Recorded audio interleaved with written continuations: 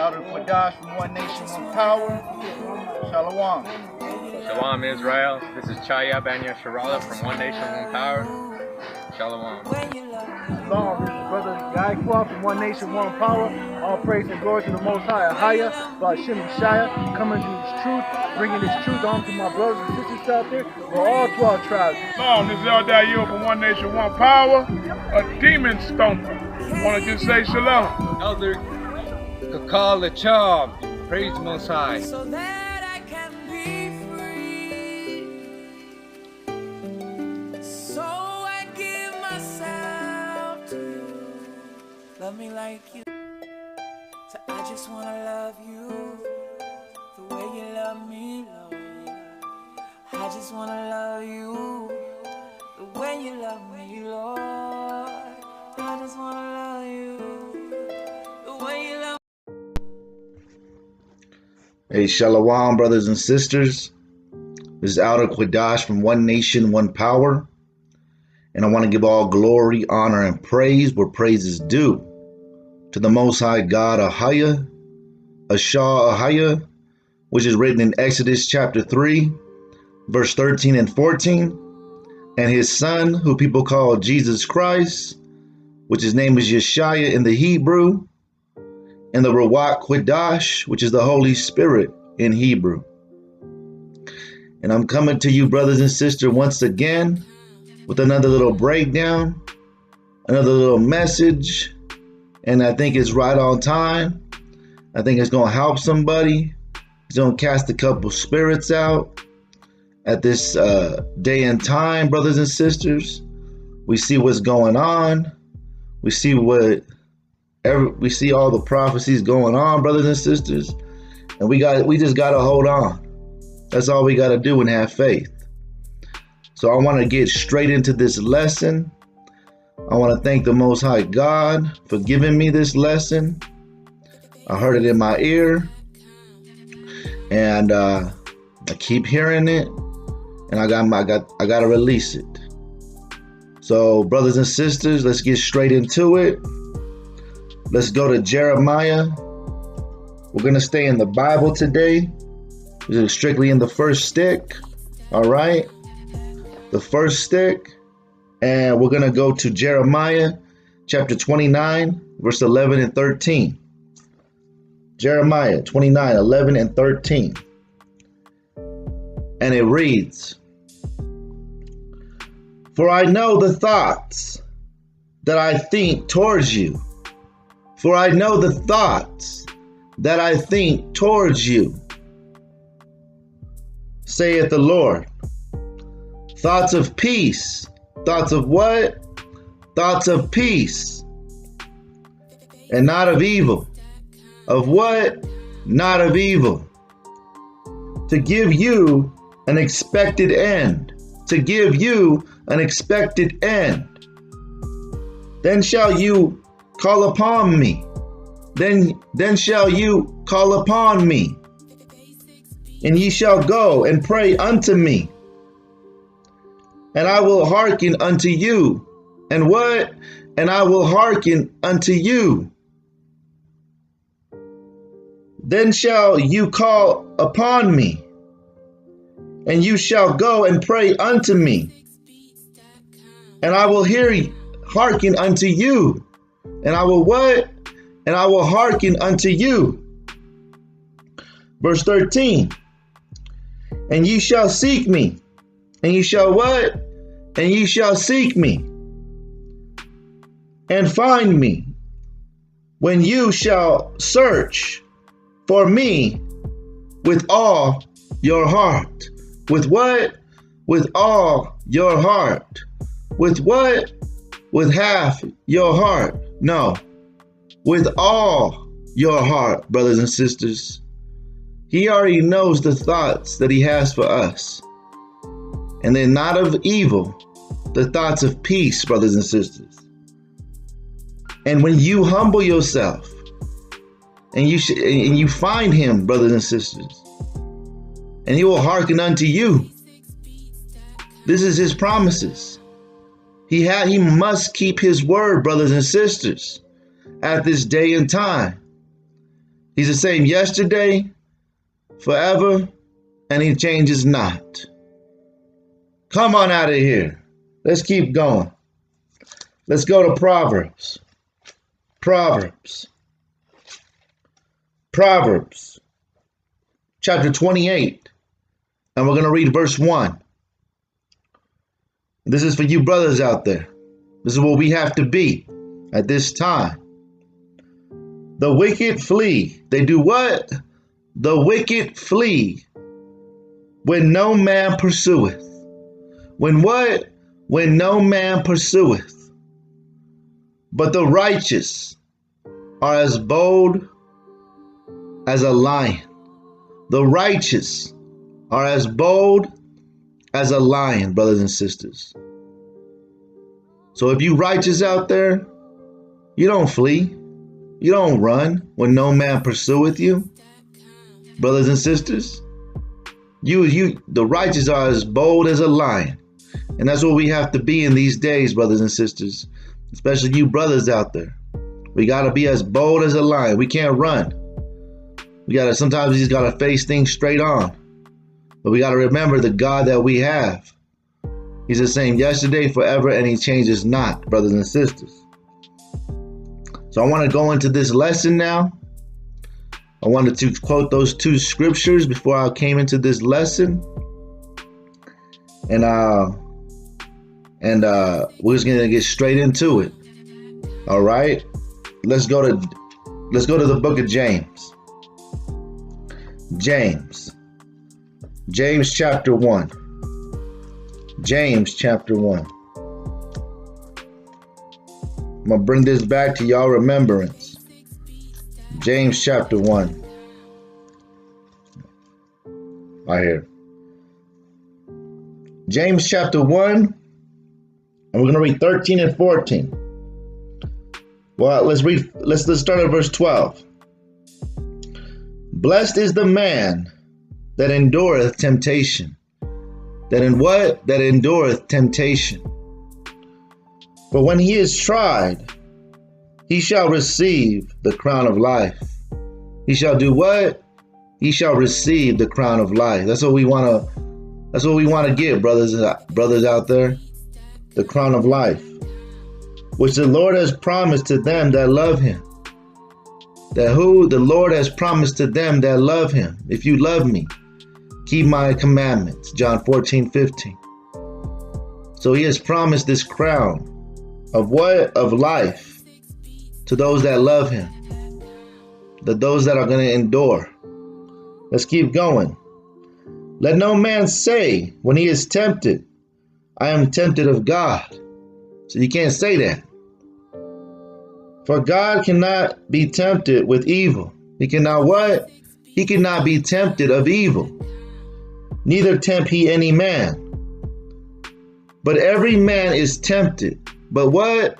But every man is tempted when he is drawn away of his own lust and enticed. So we're going to see today, brothers and sisters, are we tempting the Most High God? Hold on, brothers and sisters. All right. Are we tempting the Most High God in these days? We want to make sure.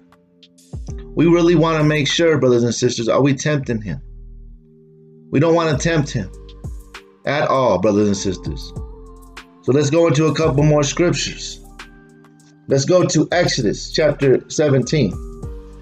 Exodus chapter 17. Exodus chapter 17. And we're going to read verse 7. And it reads, and he called the name of the place Manasseh, or Massa, and Meribah, because of the childing of the children of Israel. The what? The childing of the children of Israel. And when you look up that word, childing, it says full of rebuke. This is how the children of Israel were. They were full of rebuke. Most High didn't want to deal with them no more. Most High turned his head from them. Because why? Because they didn't have no faith at all. All right, let's keep reading. It says, of the children of Israel, and because they tempted the Lord. They what? They tempted the Lord. How did they tempt him, Most High? How did they tempt you? Saying, is the Lord among us or not? Is the Lord among us or not? That's how they tempted him, brothers and sisters. Saying, is the Lord among us or not? Because they were drawn away from their own lust. They was hungry and they was worrying and they didn't trust in the Most High God. They lost it. They tempted him. So we don't want to use those words among us. Let's read it again. It says, and because they tempted the Lord, saying, is the Lord among us or not? Is the Lord among us or not? That's how you tempt him, brothers and sisters. Is the Lord among us or not? And there's going to be a couple people in these days, they're going to say that. You got to watch your words, brothers and sisters. You got to watch those words you give power to. Life and death is in the power of the tongue. If you give power to that statement, you need to rebuke it. You need to cast it off you in these last days. Let's keep going. Let's go to Deuteronomy chapter 6. Deuteronomy chapter 6. Deuteronomy chapter 6. And we're going to read verse 15. Let's keep going. Deuteronomy 6. We're going to start at verse 15. For the Lord thy God is a jealous God among you. He's a what? He's a jealous God among you, brothers and sisters. Our God is a jealous God. Let's keep going. Lest the anger of the Lord thy God be kindled against thee.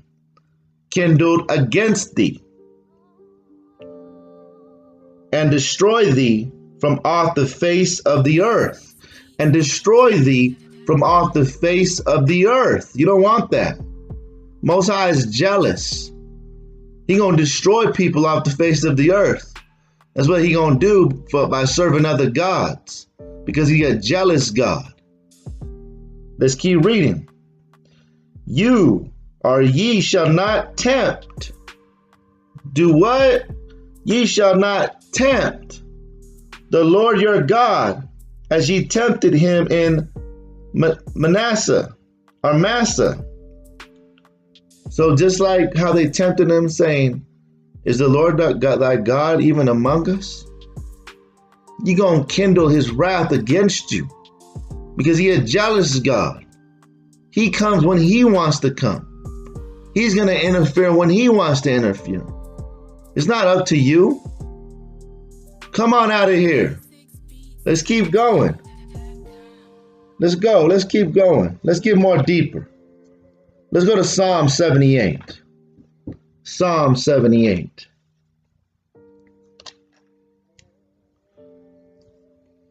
And let's start at verse 13. Actually, verse 6. And it reads. This is Psalm 78 and we'll start at verse 6.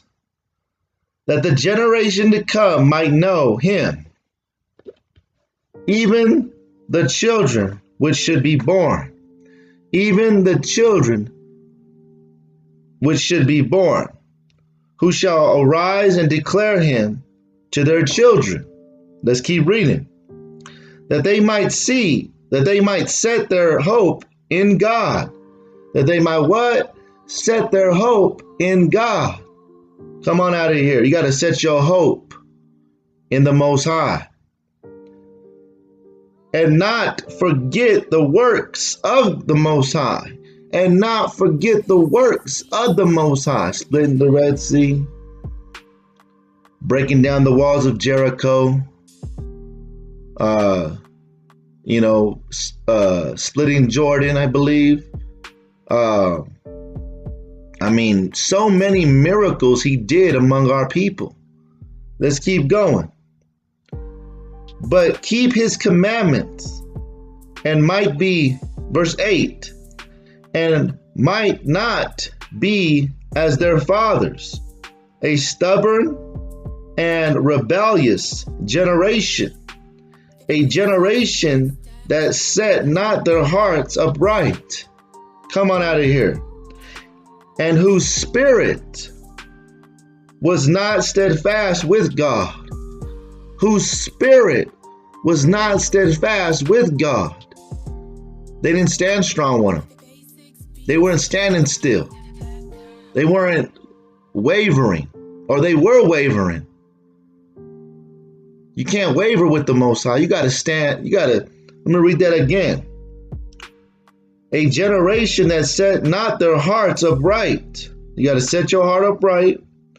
And whose spirit was not steadfast with the Most High. You got to stay connected, brothers and sisters. You can't lose faith. Let's jump down to verse 14. Actually, verse 13.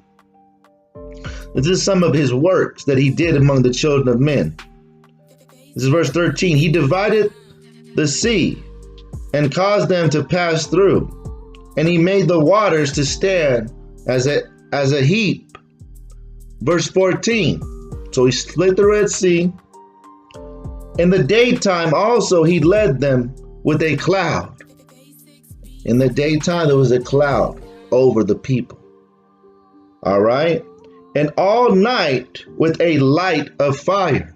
And all night with the light of fire. They didn't have to worry about solar panels and all that. Their light and all that. They already had a light. A light by the fire was their light. Come on out of here. Let's keep going. He cleaved the rocks in the wilderness and gave them drink as out of the great depths. So he made Moses hit that rock, right? Or Moses was supposed to just yell at the rock, but he ended up hitting it because these stiff-necked people was amongst them, wanting the water, right? But the Most High gave him water. Let's keep going. He brought streams also out of the rock and caused water to run down like rivers. Like what? Like rivers. Have you ever seen a river? That's how the water came out. Let's keep going. And they sinned yet more against him. They did what? They sinned yet more against him by provoking the Most High in the wilderness.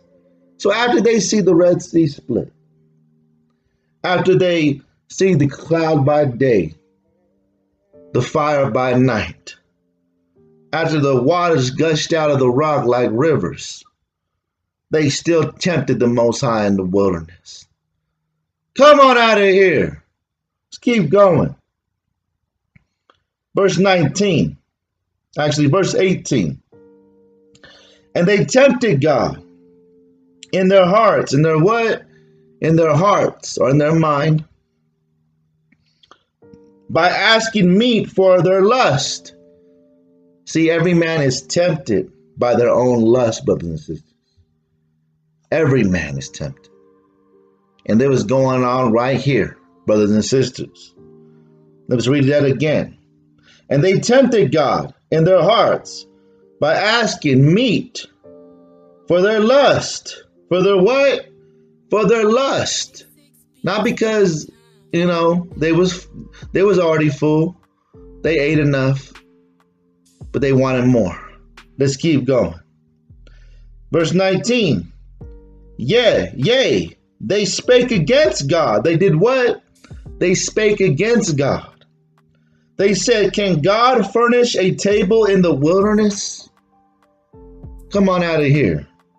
This is what they were saying. Behold, he smote the rock that the waters gushed out, and the streams overflowed.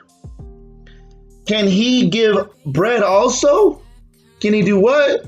Can he give bread also? So they seen the miracle of the water. They was asking for meat already in their thoughts. And they was like, man, can we get some more? Can we get some bread too? Can we get some bread, right? Can he provide flesh for his people?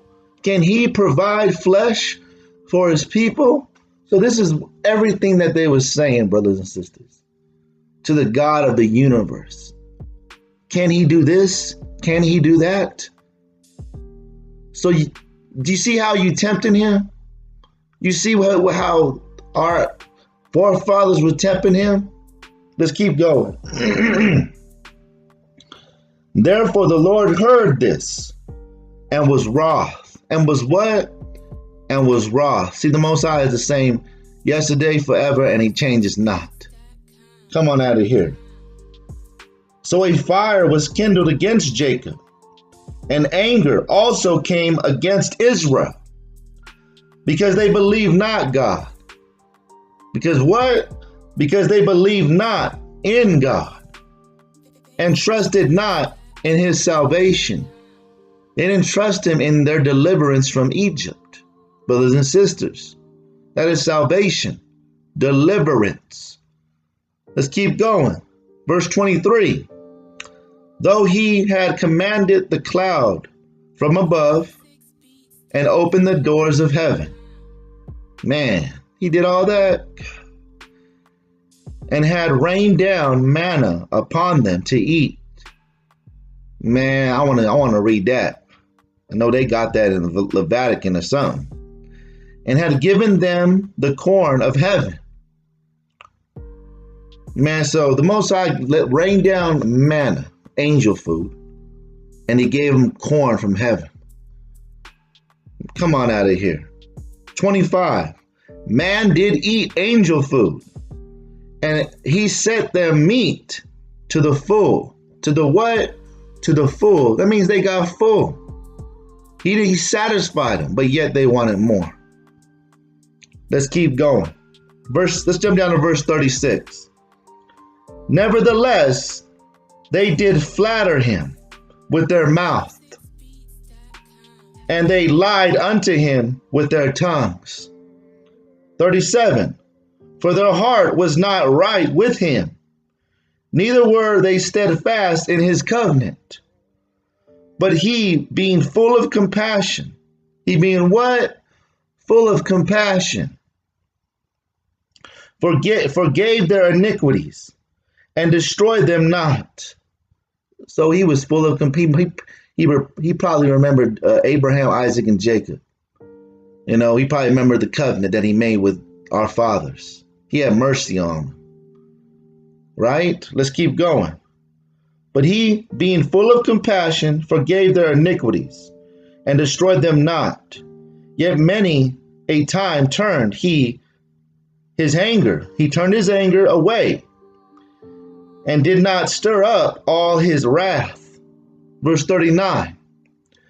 For he remembered that they were but flesh. But he remembered that they were but flesh. A wind that passeth away and cometh not again. Verse 40. How often did they provoke him in the wilderness and grieved him in the desert? Verse 41. Yea, they turned back and tempted God. And they what? They turned back and tempted God and limited the Holy One of Yasharallah. And limited the Holy One of Yasharallah. This is our forefathers, brothers and sisters. Let's jump down to verse 55. He cast out the heathen also before them, and divided them in inheritance by line, and made the tribes of Israel to dwell in their tents. So what he's doing today, he's starting to cast away all the heathen. He's turning this world around. But let's see what happened right here. Let's see what they did. It says, he cast out the heathen also before them, and they divided them an inheritance by line. He gave them a place to stay. He cast out the heathen and made the tribes of Israel, made all 12 tribes in their lands to dwell in their tents. Let's see the next verse. Yet they tempted and provoked the Most High God. They what? And yet they tempted and provoked the Most High God. Come on out of here. What's going on? Are we doing the same thing, brothers and sisters? And kept not his testimonies. And did what? And kept not his testimonies. Every time the Most High forgave them, they did it again. Forgave them, did it again. Let's don't mess up this time, brothers and sisters. Let's do this one right. Let's keep going. Let's go to Corinthians now. Let's go to 1 Corinthians. Let's go to the New Testament.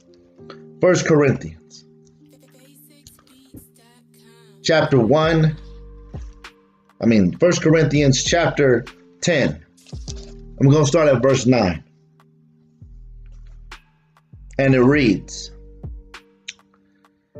neither let us tempt Christ, as some of them also tempted, and were destroyed of serpents. And what? Were destroyed of serpents.